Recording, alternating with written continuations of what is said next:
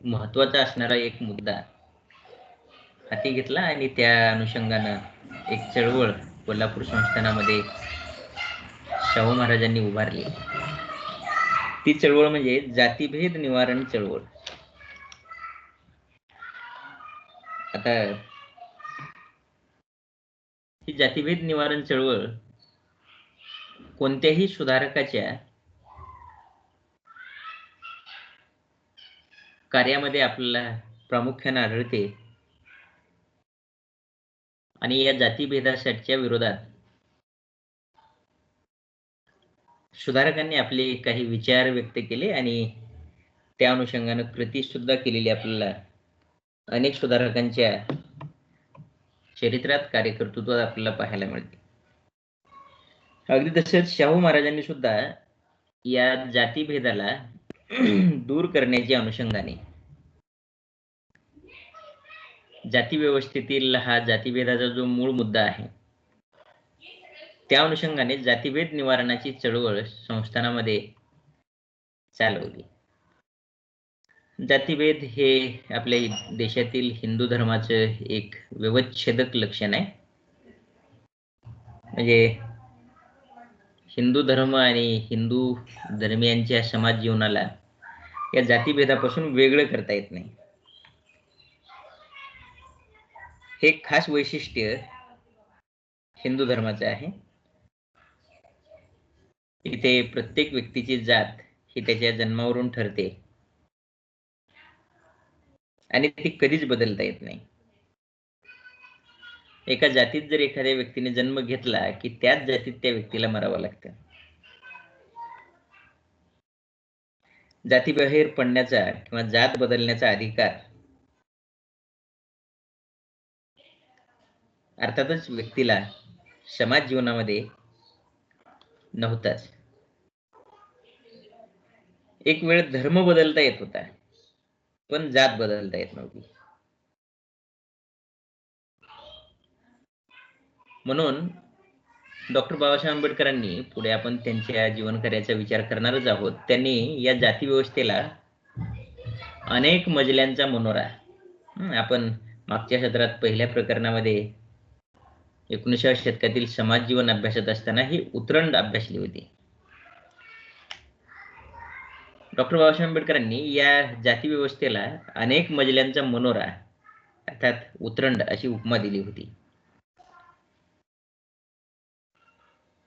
या मनोऱ्यात राहणाऱ्या लोकांना ते ज्या मनोऱ्यात वास्तव्य करत आहेत, राहत आहेत, त्याच मनोऱ्यात त्यांना राहण्याची शक्ती या जाती व्यवस्थेत होती. प्रत्येक जात ही स्वतंत्र होती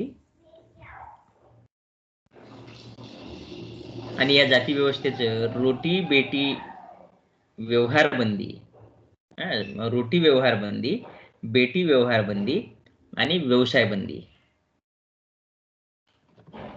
असे 3 महत्वाची वैशिष्ट्ये होती. आणि या रोटी बेटी आणि व्यवसाय बंदीमुळं जाती व्यवस्थेत कठोर निर्बंध हे निर्माण झाले होते.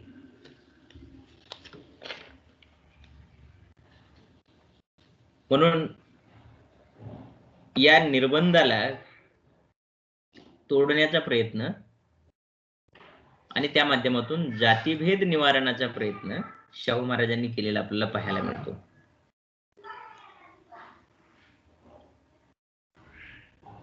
जातीभेद आणि जातीद्वेष या 2 वेगवेगळ्या संकल्पना आहेत.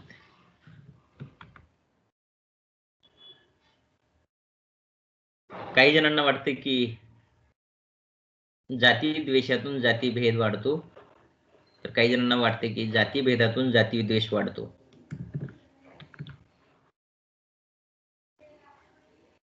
शाहू महाराजांनी अनेक आपल्या सार्वजनिक कार्यक्रमांमधून, व्याख्यानांमधून, सभांमध्ये त्यांनी दिलेली जी काही भाषणे आहेत त्यामधून जातीद्वेष आणि जातीभेद या संदर्भातलं मत व्यक्त केलेलं आहे. जातीद्वेष हा जातीभेद निर्माण करण्याचं कार्य करतो. देशातील सामाजिक उच्च नीचता, अन्याय व पिळवणूक हे जे काही दोष आहेत समाज जीवनातले ते मुळात जातीभेदात आहेत असं त्यांनी अनेकदा आपल्या भाषणांमधून प्रतिपादन केलेलं होतं. काही लोक असं म्हणतात की जातीभेद असू द्या पण जातीद्वेष नको.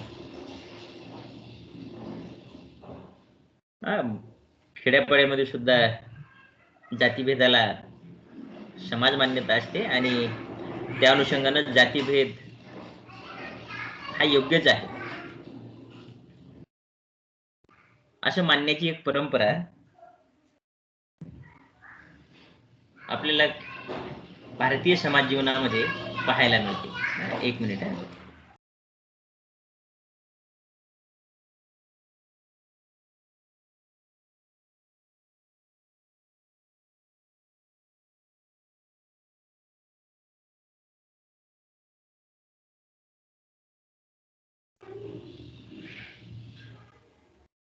जातीभेद असू द्या जातीद्वेष नको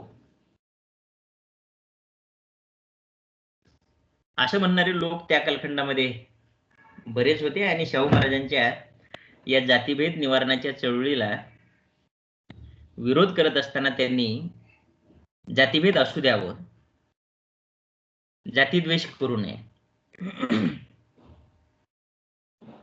असं म्हणून जातीभेद निवारणाच्या चळवळीला विरोध केलेला पाहायला मिळतो. म्हणून अशा विरोधकांचा शाहू महाराजांनी अनेकदा समाचार घेतला आणि शाहू महाराजांनी स्पष्टपणे असं मत व्यक्त केलं की हे मत म्हणजे जातीभेद असू द्या जातीद्वेष नको हे मत प्रामाणिकपणाचं असल्यास त्यांच्या अज्ञानाची कीव केली पाहिजे. कारण जातीभेदाचं कार्य जातीद्वेष हे आहे. तेव्हा कार्य नाहीसे करण्यास कारणही काढून टाकले पाहिजे. म्हणजे जातीद्वेष नको असं म्हणणारे जे लोक आहेत जातीभेद असावा पण जातीद्वेष नको असं म्हणणारे जे लोक आहेत त्या लोकांना शाहू महाराज म्हणतात की जातीभेद हाच मुळात जातीद्वेषास कारणीभूत आहे. म्हणून जातीद्वेष जर समाजामध्ये नको असेल तर पहिल्यांदा आपल्याला जातीभेद निराकरण केलं पाहिजे किंवा निवारण केलं पाहिजे. जातीभेद निवारणाशिवाय जातीद्वेष हा मुळात संपुष्टात येणारच नाही. या शाहू महाराजांच्या मताचं आजही आपण समाजात होणारे जे काही जातीय दंगे आहेत खेड्यापाड्यामध्ये निव्वळ काही साध्या साध्या कारणांवरून अशापैकी जातीय दंगे होत असतात. जाती जातींमध्ये संघर्ष उद्भवत असतात. तेव्हा त्या संघर्षाचा आपल्याला शाहू महाराजांच्या या मताच्या अनुषंगाने विचार करता येतो आणि जातीद्वेष हाच मुळात जातीभेद वाढीस लावतो. हे जे शाहू महाराजांचं मत आहे हे मत या ठिकाणी स्पष्ट असं होतं की जातीद्वेष हा नको असेल तर मुळात जातीभेदच आपल्याला नष्ट करावा लागेल आणि या द्वेषाचं उच्चाटन करण्याचा एकमेव मार्ग म्हणजे प्रथमतः जाती जातींमध्ये असणारा जो काही भेद आहे तो भेद मोडला पाहिजे असं शाहू महाराजांचं स्पष्ट असं मत होतं. आणि त्या संदर्भात महाराजांनी काही उदाहरणं सुद्धा या कालखंडात केलेल्या आपल्या भाषणांमध्ये दिलेली होती. त्यातलं एक उदाहरण असं आहे की जातीद्वेष हा हिंदुस्थानचा म्हणजे भारताचा एक पुराणा रोग आहे असं शाहू महाराज म्हणतात. जुना रोग आहे असं म्हणत असताना त्यांनी हेही सांगितलं की जेव्हा परशुरामाने पृथ्वी निक्षत्रिय केली असं म्हटलं जातं तेव्हा परशुरामाच्या या कृत्यामध्ये जातीद्वेषाचं प्रतिबिंब उमटलेलं पाहायला मिळतं. कारण पृथ्वी निक्षत्रिय करण्याचे जे काही कृत्य परशुरामाकडून घडलेलं आहे, हे कृत्य केवळ आणि केवळ जातीद्वेषातून घडलेलं आहे. परशुरामाच्या मनामध्ये क्षत्रियांच्या बद्दलचा जो काही द्वेष होता, त्या द्वेषातून परशुरामाने पृथ्वी निक्षत्रिय करण्याची घटना पुराणांमध्ये सांगितल्या जाते. एवढंच नव्हे तर पेशवे काळामध्ये पेशव्यांनी ब्राह्मणेतरांच्या घरांवरती गाढवाचे नांगर फिरवले होते. याचं सुद्धा कारण तेच आहे, जे परशुरामाने पृथ्वी निक्षत्रिय करण्यासाठी जो द्वेष दाखवला, तो द्वेषच या ठिकाणी सुद्धा ब्राह्मणेतरांच्या घरांवर पेशव्यांनी गाढवांचं नांगर फिरवण्यामध्ये तेच कारण आहे. पेशवे ज्या ब्राह्मण जातीचं प्रतिनिधित्व करत होते, या ब्राह्मण जातीचं वर्चस्व श्रेष्ठत्व सिद्ध करण्यासाठी ब्राह्मणेतर जातींचा द्वेष करून पेशव्यांनी अशा पद्धतीनं हे कृत्य केलेलं आपल्याला पाहायला मिळते. म्हणून अशा पद्धतीनं हे प्राचीन काळापासून भारतामध्ये हा जो काही जातीद्वेष केला जातो, या जातीद्वेषातूनच जातीभेद टिकून राहतो. म्हणून पहिल्यांदा हा जातीभेद नष्ट झाला पाहिजे, आणि जातीभेद नष्ट झाला तर आपोआपच हा द्वेष सुद्धा नष्ट होईल. असं शाहू महाराजांनी मत व्यक्त केलं होतं. आणखी एक उदाहरण या ठिकाणी या कालखंडात शाहू महाराजांच्या या जातीभेद निवारणाच्या चळवळीमध्ये त्यांना ज्या प्रश्नांना सामोरं जावं लागलं, त्या प्रश्नांच्या अनुषंगाने हेही उदाहरण आपल्या या ठिकाणी लक्षात घेणं महत्वाचं वाटतं. ते उदाहरण असं आहे की बऱ्याच लोकांनी शाहू महाराजांनी जातीभेद निवारणाचा जेव्हा मुद्दा हाती घेतला, तेव्हा हा मुद्दा किंवा हा प्रश्न शाहू महाराजांच्या विरोधकांनी शाहू महाराजांपुढे उपस्थित केला. तो प्रश्न असा होता की एकीकडे शाहू महाराज जातीभेद नष्ट करू पाहतायत, तर दुसरीकडे मागासलेल्या जातींना शाहू महाराज आरक्षण देत आहेत संस्थानामध्ये. मागासलेल्या जातींना ते जवळ करण्याचा प्रयत्न करतायत, त्यांना आरक्षण देत आहेत. आणि अशा पद्धतीनं आजही जो आरक्षणाचा मुद्दा, जो महाराष्ट्रातला एक महत्वाचा आणि संवेदनशील असणारा जो मुद्दा आहे,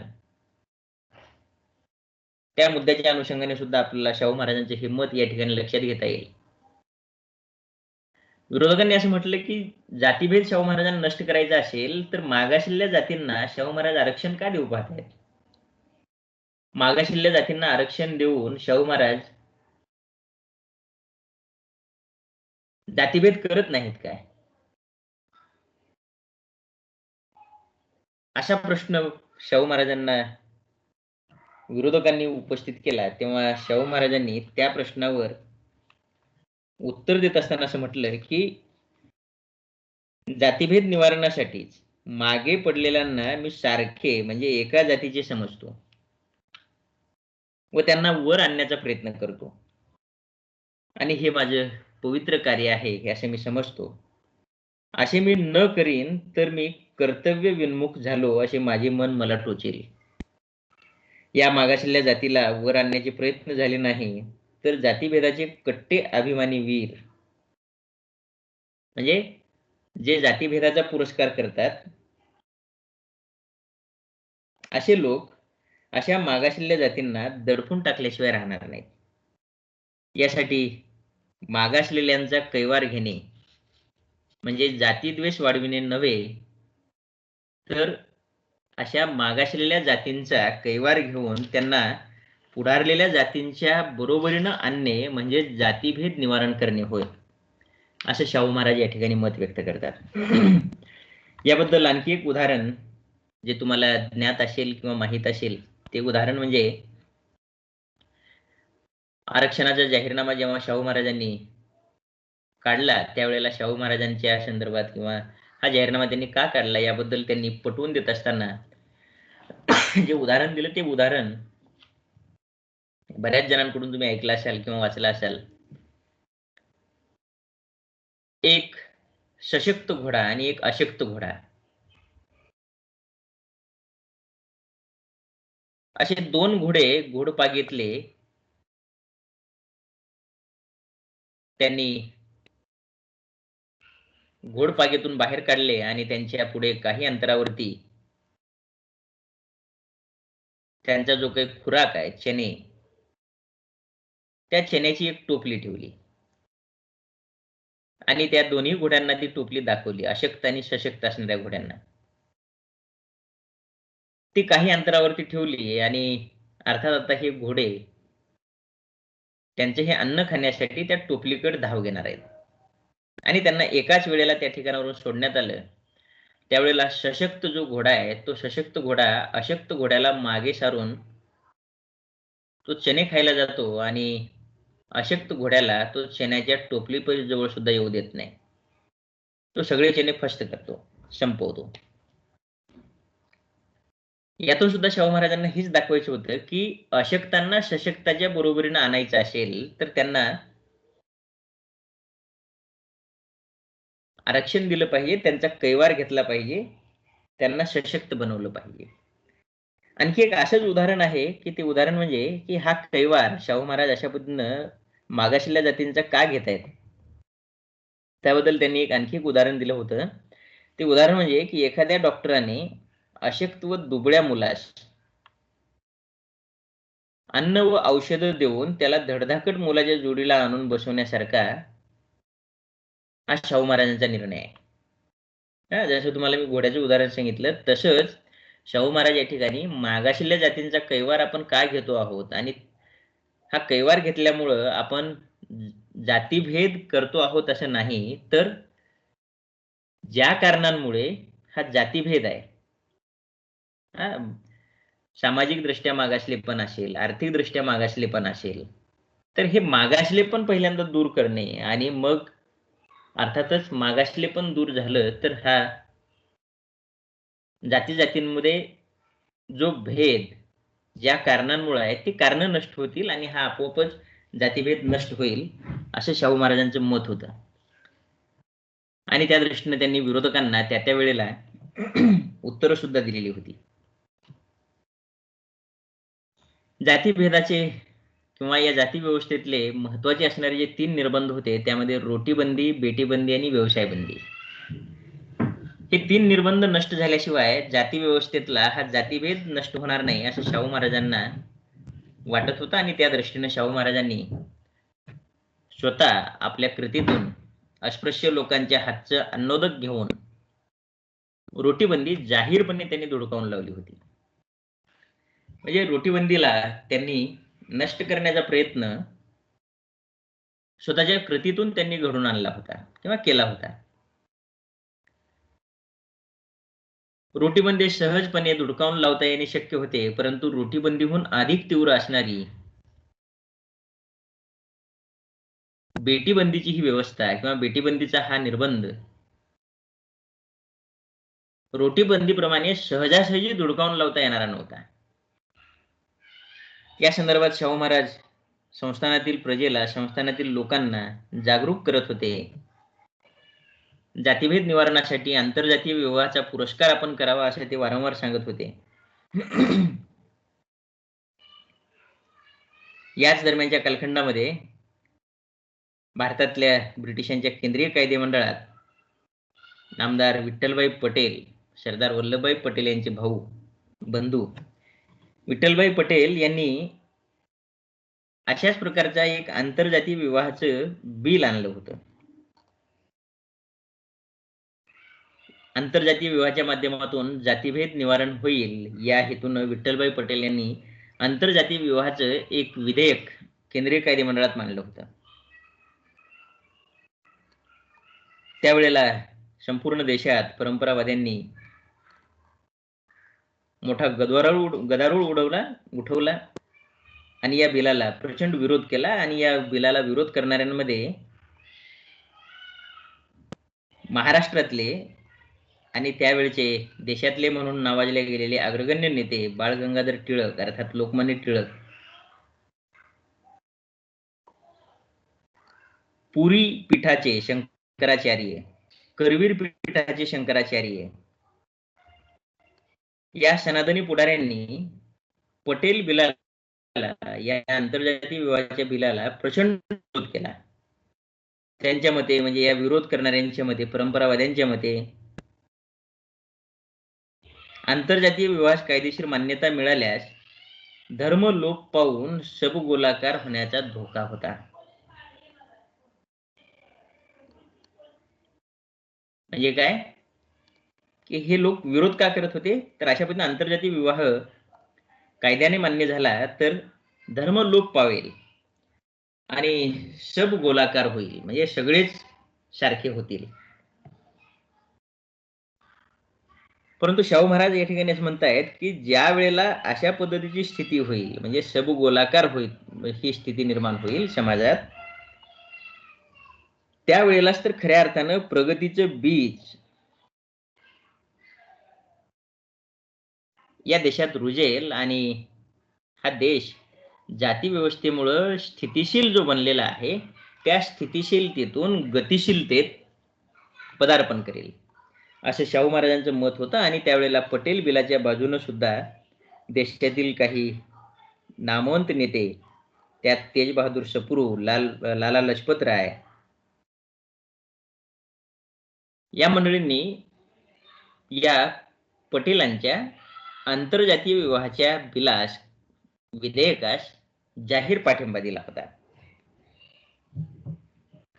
आता अशा पद्धतीनं देशात घडणाऱ्या एखाद्या घटनेला शाहू महाराज पाठिंबा देत आहेत, म्हणजे आंतरजातीय विवाहाचा ते स्वतः पुरस्कार करत आहेत. शिवाय त्यांनी सभा संमेलनामधून आंतरजातीय विवाहाला लोकांनी स्वीकारावा असं म्हटलेलं होतं. कारण त्यामुळं जातीभेद नष्ट होईल आणि देशाची प्रगती होईल असं त्यांना वाटत होतं. या आंतरजातीय विवाहामुळं जातीभेद नष्ट होऊन देश प्रगतीपथावर जाईल असं त्यांना वाटत होतं. परंतु असे सामाजिक दृष्ट्या महत्वाचे जे प्रश्न आहेत, मुद्दे आहेत, ते केवळ लोकांना सांगून ते प्रश्न सुटत नाहीत, तर त्या प्रश्नांच्या अनुषंगाने कृती होणे आवश्यक आहे. म्हणून शाहू महाराजांनी आंतरजातीय विवाहाचा पुरस्कार करण्याच्या अनुषंगाने आणि जातीभेद समूळ उच्चाटन करण्याच्या अनुषंगाने एक धाडसी पाऊल त्यांनी स्वतः उचललं होतं. दुसऱ्याला विचार सांगणे आणि स्वतः कृती करणे यामध्ये प्रचंड मोठी तफावत असते, प्रचंड मोठा फरक असतो. बोले तशा चालले त्याची वंदावी पाऊले, ही जी संतोक्ती आहे, या संतोक्तीनुसार विचारानुसार कृती करणं हे प्रचंड अवघड असतं. आणि सुधारकी वृत्तीच्या शाहू महाराजांनी हे धाडस त्या कालखंडात केलं. आपल्या संस्थानामध्ये आंतरजातीय विवाहास मान्यता देणारा कायदा त्यांनी मंजूर केला. आणि केवळ कायदा मंजूर करून लोक आंतरजातीय विवाहाचा पुरस्कार करणार नाहीत म्हणून शाहू महाराज केवळ या आंतरजातीय विवाहाबद्दल भाषण करून थांबले नाहीत, तर त्यांनी स्वतः हा निर्णय आपल्या कृतीत उतरवला. हा निर्णय त्यांनी कसा कृतीत उतरवला, तर त्यांनी आपल्या जनक घराण्यातील, म्हणजे शाहू महाराज ज्या कागलकर घाटगे घराण्यात जन्माला आले होते, या घाटगे घराण्यातील एक कन्या, नात्याने शाहू महाराजांच्या त्या चुलत भगिनी होत्या, चुलत बहीण असलेल्या चंद्रप्रभाबाई घाटगे यांचा विवाह इंदोरच्या तुकोजीराव होळकरांचे पुत्र यशवंतराव होळकर यांच्याशी करून दिला. शाहू महाराज आणि त्यांचे जनक घराणे हे तत्कालातील मराठ्यांतील उच्चकुलीन म्हणून ओळखले जात होते आणि होळकर घराणे हे मराठ्यांच्या बरोबरीचे नसलेले आणि सामाजिक दृष्ट्या मराठ्यांहून जातीभेदाच्या तुलनेत खालच्या दर्जाचे असणारे हे होळकरांचे धनगर घराणे यांच्यामध्ये अशा पद्धतीनं वैवाहिक संबंध जोडण्याचं काम शाहू महाराजांनी स्वतः पुढाकार घेऊन या ठिकाणी केलं आणि त्यातून जातीभेद निवारणाचा प्रश्न हा स्वतःच्या कृतीतून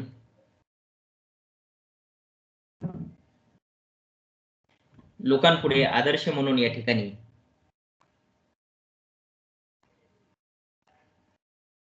शाहू महाराजांनी ठेवला होता आणि त्या दृष्टीनं शाहू महाराजांनी कृती केली होती.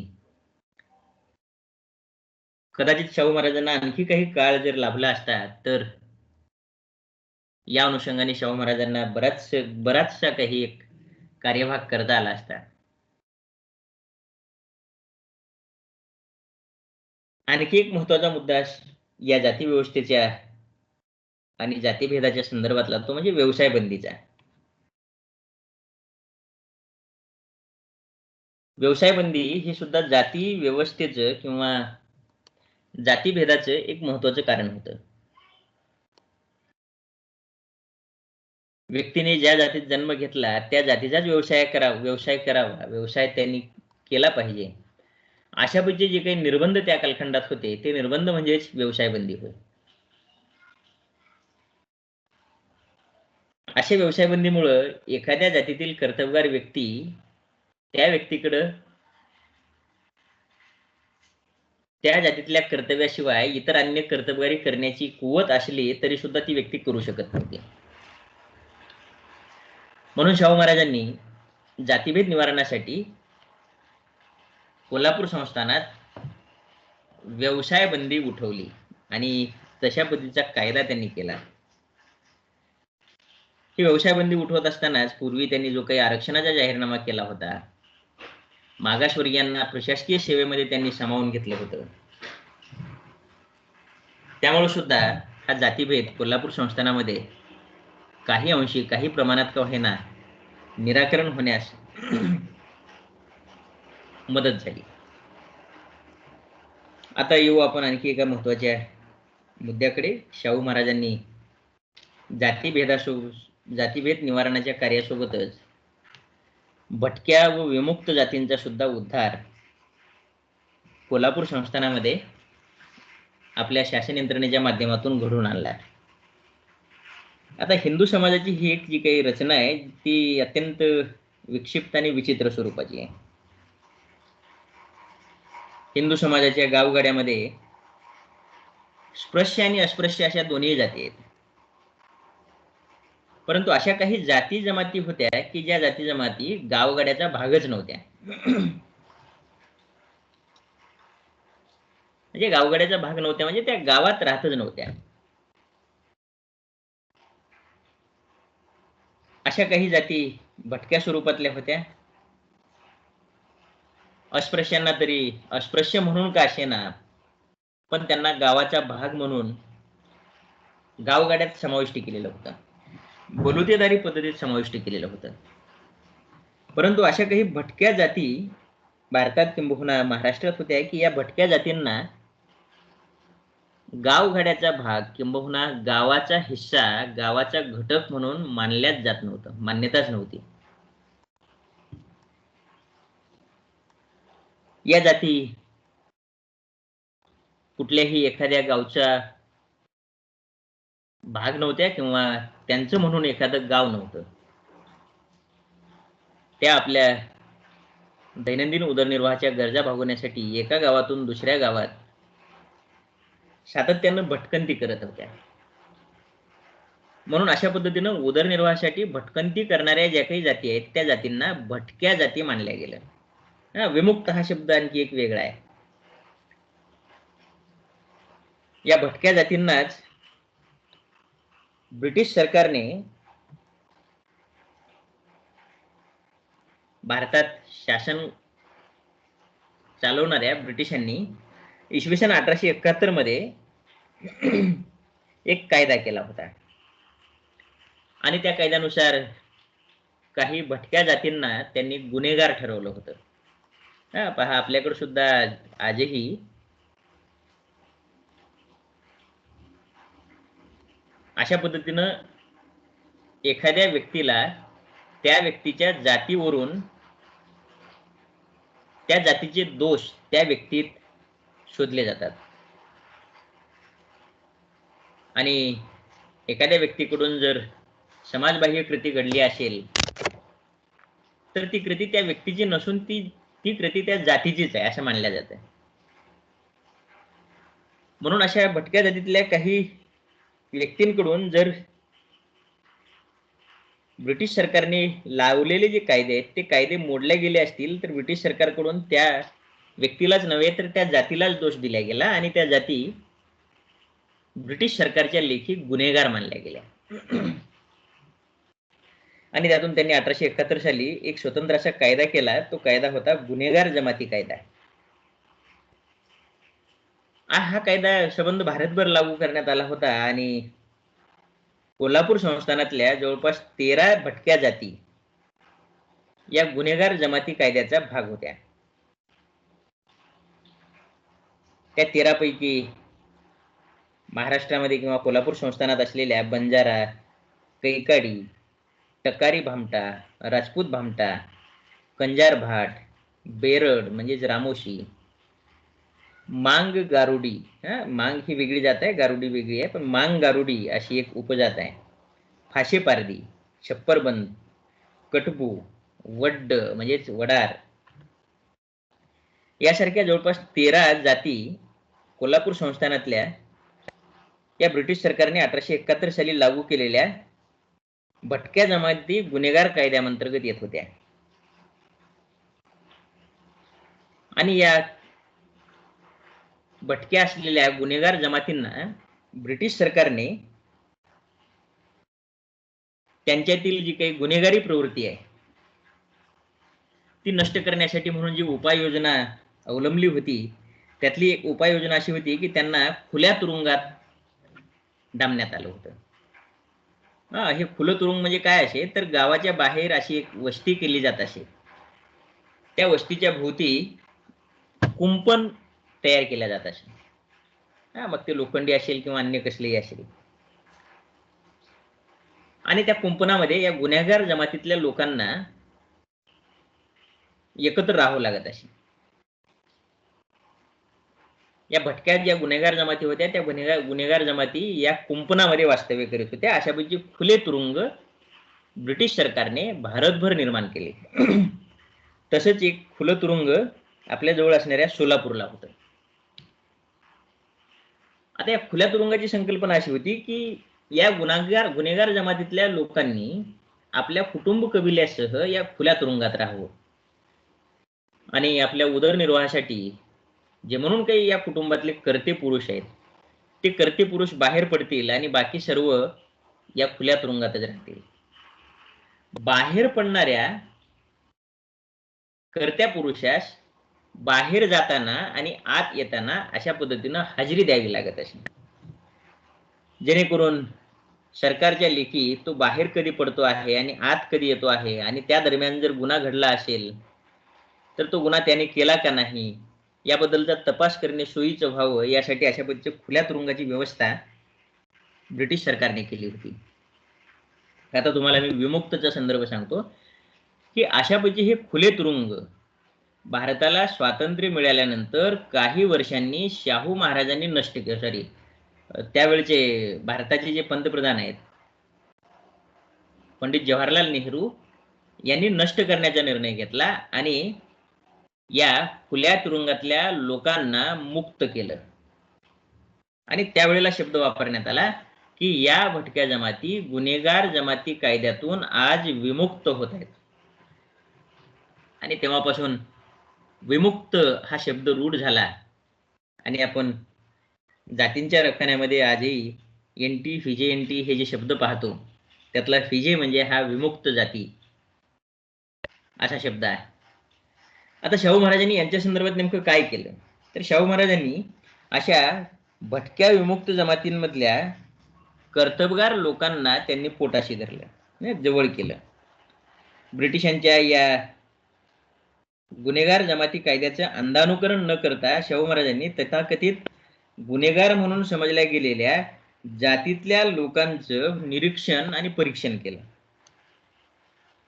आणि त्यातून त्यांच्या सहवासात आलेल्या भेटलेल्या कुंची कुरवी, वड्ड, डोंबारी, राजपूत भामटा, फाशेपारधी इत्यादी गुन्हेगार जमातीतल्या लोकांमधली कर्तबगारी त्यांनी हेरली आणि त्यांच्या कर्तबगारीवर त्यांना आपल्या संस्थानामध्ये वेगवेगळ्या पदावर त्यांनी कामाला लावलं. आता त्यांनी केलेले काही प्रयोग आहेत आणि आपल्याकडे मला वाटतं फारसा वेळ आता या ठिकाणी शिल्लक राहिलेला नाही.